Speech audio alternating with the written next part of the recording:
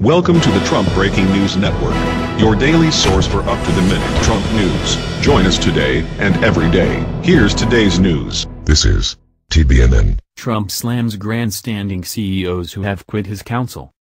By Tyler Durden. Well, on the bright side, it took him around 12 hours to respond to last night's resignations. The remaining CEOs on Trump's council had the following to say, via Business Insider. Andrew Liveris, Dow Chemical Company, will remain on the council. I condemn the violence this weekend in Charlottesville, Virginia, and my thoughts and prayers are with those who lost loved ones and with the people of Virginia, Liveris said in an emailed statement. In Dow, there is no room for hatred, racism, or bigotry. Dow will continue to work to strengthen the social and economic fabric of the communities where it operates, including supporting policies that help create employment opportunities in manufacturing and rebuild the American workforce. Bill Brown, Harris Corporation, did not respond to a request for comment. Michael Dell, Dell Technologies, will remain on the council. While we wouldn't comment on any member's personal decision, there's no change in Dell engaging with the Trump administration and governments around the world to share our perspective on policy issues that affect our company, customers, and employees, a spokeswoman said. John Ferriola, Nucor Corporation, did not respond to a request for comment. Jeff Fettig, Whirlpool Corporation, will remain on the council. Whirlpool Corporation believes strongly in an open and inclusive culture that respects people of all races and backgrounds, the company said in a statement. Our company has long fostered an environment of acceptance and tolerance in the workplace. The company will continue on the Manufacturing Jobs Initiative to represent our industry, our 15,000 U.S. manufacturing workers, and to provide input and advice on ways to create jobs and strengthen U.S. manufacturing competitiveness. Alex Skorsky, Johnson & Johnson, did not respond to a request for comment.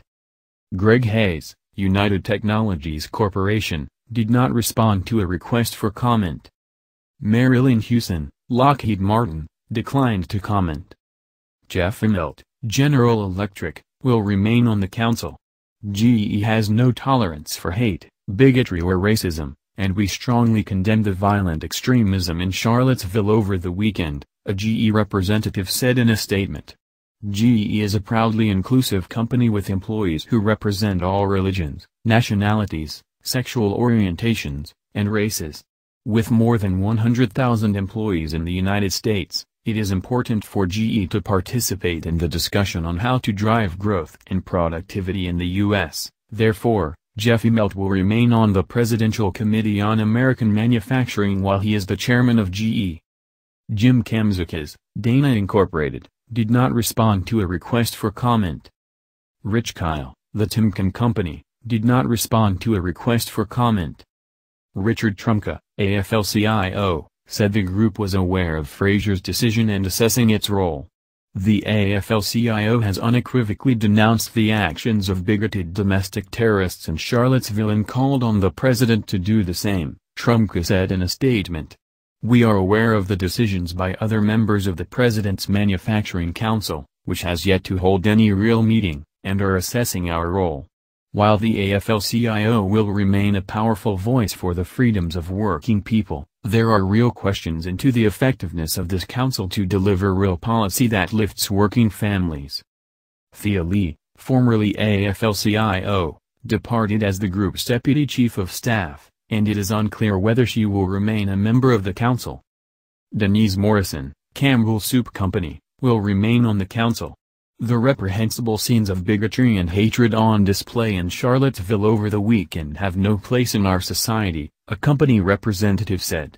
Not simply because of the violence, but because the racist ideology at the center of the protests is wrong and must be condemned in no uncertain terms. Campbell has long held the belief that diversity and inclusion are critical to the success of our business and our culture. Our commitment to diversity and inclusion is unwavering, and we will remain active champions for these efforts. We believe it continues to be important for Campbell to have a voice and provide input on matters that will affect our industry, our company and our employees in support of growth. Therefore, Ms. Morrison will remain on the President's Manufacturing Jobs Initiative. Dennis Muhlenberg, Boeing, will remain on the council. Doug Oberholman, formerly Caterpillar, did not respond to a request for comment. Scott Paul, Alliance for American Manufacturing, was unavailable for comment. Michael Polk, Newell Brands, did not respond to a request for comment. Mark Sutton, International Paper, will remain on the council. International Paper strongly condemns the violence that took place in Charlottesville over the weekend. There is no place for hatred, bigotry, and racism in our society, an International Paper representative said. We are a company that fosters an inclusive workforce where all employees are valued and treated with dignity and respect. Through our participation on the Manufacturing Jobs Council, we will work to strengthen the social and economic fabric of communities across the country by creating employment opportunities in manufacturing. Inge Thulin, 3M, did not respond to a request for comment. Wendell Weeks, Corning, did not respond to a request for comment. Who will be the last CEO standing? That's the news. Join us here every day. Be sure to subscribe and click the bell. See you next time. This is TBNN.